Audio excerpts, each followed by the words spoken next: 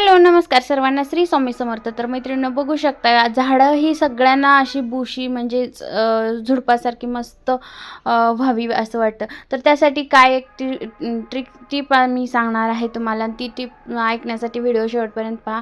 माझे तरी झाडं इतके सुंदर झालेले आहेत, ते सगळीकडून फांद्या फुटलेल्या आहेत. तर इथे बघा मी एक वरचे जे शेंडे असतात, तर ते शेंडे आल्यानंतर कोवळे असताना थोडेसे मी कट केलेले आहेत. त्याच्यानंतर बघा इतक्या फांद्या खालून फुटले. हे बघा इथलं सुद्धा कट केले आणि खाली भरपूर अशा फांद्या तयार झालेल्या आहेत. त्यामुळे मी तुम्हाला सांगते की झाडांचं पहिला जे शेंडा असतो, वरती जे शेंडे आलेले असतात, तर ते कट करा. त्यामुळे तुमचं जे जे झाडाची ग्रोथ कमी झालेली आहे, वाढायचं थांबलेलं आहे, तर ते छान असं वाढतं.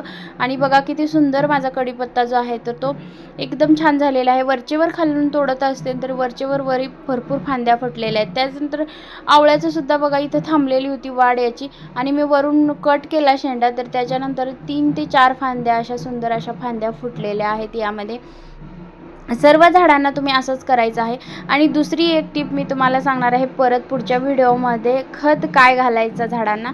तर इथे बघा ओव्याचं सुद्धा सुंदर असं बुशी झालेलं आहे. आणि तुळससुद्धा वरती एक मी कट मारला होता छोटासा शेंडा, तर त्यानंतर किती सुंदर आलेली आहे. चला पुढच्या व्हिडिओमध्ये भेटूया. धन्यवाद. थँक्यू.